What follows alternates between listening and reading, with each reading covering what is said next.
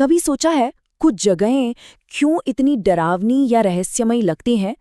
आज हम ना सिर्फ भूत प्रेत की कहानियों से आगे बढ़ेंगे और उस इतिहास, उस संस्कृति, उन अनकही दास्तानों को समझने की कोशिश करेंगे जो इन जगहों को आज भी जिंदा रखे हुए हैं। तो सवाल तो सीधा सा है ना? किसी जगह को असल में हॉन्टेड या भूतिया बनाता क्या है? क्या सिर्फ कोई अजीब सी घटना, या फिर इसके पीछे कुछ और भी गहरा है?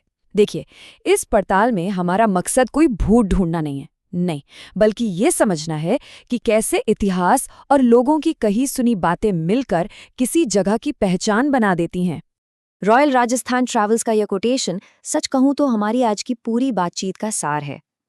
जिन जगहों को हम भूतिया कहते हैं ना, वो असल में रोमांच के लिए नहीं है। वो कल्चरल मेमोरी के साइट्स हैं, एक जीता जागता खजाना।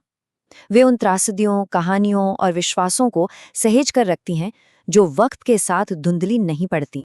तो चलिए इन्हीं स्मृति स्थलों में से एक सबसे मशहूर और रहस्यमयी जगह की पड़ताल करते हैं, भानगढ़ का किला।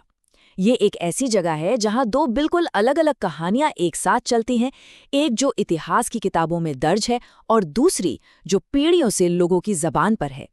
और यहीं पर बात बहुत दिलचस्प हो जाती है, क्योंकि यहाँ इतिहास और लोक कथा के बीच जमीन आसमान का फर्क है। देखिए, एक तरफ है ऐतिहासिक रिकॉर्ड। वो कहते हैं कि भानगढ़ 1573 में बना एक बहुत ही प्रॉस्परस, फलता फूलता शहर था जो धीरे धीरे पॉलिटिकल वजहों से वीरान हो गया। सिंपल। लेकिन दूसरी तरफ जो लोक कथाएं हैं वो एक बिल्कुल ही अलग तस्वीर दिखाती हैं। एक ऐसा शहर जो एक श्राप की वजह से रातों रात तबाह हो गया। और यही श्राप भानगढ़ की कहानी का दिल है। असल में इसके उजड़ने के पीछे सिर्फ एक नहीं बल्कि दो किंवदंतियां मशहूर हैं। दोनों का अंत तो एक ही है, विनाश, लेकिन दोनों की वजहें बिल्कुल अलग हैं।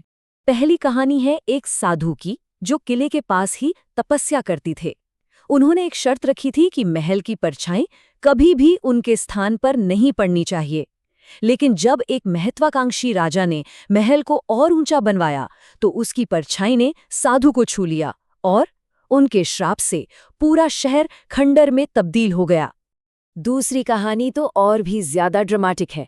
ये कहानी है एक तांत्रिक की जो भानगढ़ की बेहद खूबसूरत राजकुमारी रत्नावती पर मोहित था। उसने राजकुमारी को वश में करने के लिए एक इत्र में काला जादू किया, लेकिन राजकुमारी को उसकी चाल का पता चल गया और उन्होंने वो शीशी एक बड़ी चट्टान पर फेंक दी। चट्टान लुढ़कती हुई सीधे तांत्रिक के ऊपर जा गिरी और मरते मरते उसने पूरे भानगढ़ को बर्बादी का श्राप दे दिया। और ये पैटर्न सिर्फ भानगढ़ तक ही सीमित नहीं है, आप जानते हैं। भारत में ऐसी कई जगहें हैं जहां दर्दनाक हादसे और किंवदंतियां एक दूसरे से गुंथी हुई हैं। चाहे वो राजस्थान का कुलधरा गांव हो, गुजरात का डुमिस बीच या पुणे का शनिवारवाड़ा, ये सभी जगह दर्दनाक यादों को कहानियों के जरिए जिंदा रखती हैं। अब लौटते हैं राजकुमारी और तांत्रिक की उस मशहूर कहानी पर। क्या ये सिर्फ एक डरावनी कहानी है जिसका मकसद रोमांच पैदा करना है, या इसके पर्दों के पीछे कोई गहरा सामाजिक सच छिपा है? चलिए इस कहानी को एक अलग नजरिए से समझने की कोशिश करते हैं। इसे समझने के लिए फेमिनिस्ट थ्योरी के एक बहुत दिलचस्प कॉन्सेप्ट को देखते हैं, मॉन्स्ट्रस फेमिनिन।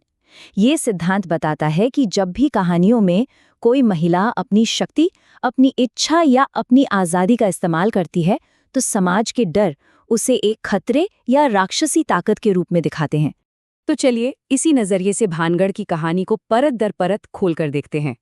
पहला स्टेप, राजकुमारी एक आज़ाद ख्याल वाली महिला है। दूसरा, तांत्रिक जो कि मेल पावर का सिंबल है, वो उसे जादू से कंट्रोल करने की कोशिश करता है। तीसरा, राजकुमारी उसके कंट्रोल को साफ साफ ठुकरा देती है। और इस एक ना का नतीजा क्या होता है? चौथा स्टेप, पूरे के पूरे समाज का विनाश। तो ये कहानी असल में एक वार्निंग है, एक चेतावनी कि जब कोई महिला बने बनाए नियमों को चैलेंज करती है तो अंजाम कितना खतरनाक हो सकता है। तो ये सब हमें वापस हमारे मूल सवाल पर लाता है, भानगढ़ और ऐसी दूसरी जगहें हमें क्या सिखाती हैं? ये सिर्फ डरावनी कहानियों से कहीं ज्यादा हैं। जैसा कि कहा गया है, ये जगह सांस्कृतिक अभिलेखागार हैं, कल्चरल आर्काइव्स। ये वो इमोशनल हिस्ट्री सहेजते हैं जिन्हें अक्सर तारीख की किताबों में जगह नहीं मिलती। यह हमें बताती हैं कि एक समाज किन बातों से डरता था, किन वैल्यूज को अहमियत देता था और कौन सी यादें भुलाई नहीं भूलता। तो आखिर में किसी जगह का भूतिया होना असल में वहां भूतों की मौजूदगी के बारे में है ही नहीं। ये उन अनसुलझे इतिहास, सामूहिक यादों और उन कहानियों के जिंदा रहने के बारे में है जो उस जगह की खामोशी में भी गूंजती रहती हैं। और ये हमें एक आखिरी सवाल पर लाकर छोड़ देता है। अगर हम ध्यान से सुनने की कोशिश करें तो हमारे अपने शहरों और कस्बों की पुरानी इमारतें, खंडहर और जमीनें हमें कौन सी भूली बिसरी कहानियां सुना रही हैं? सोचने वाली बात है।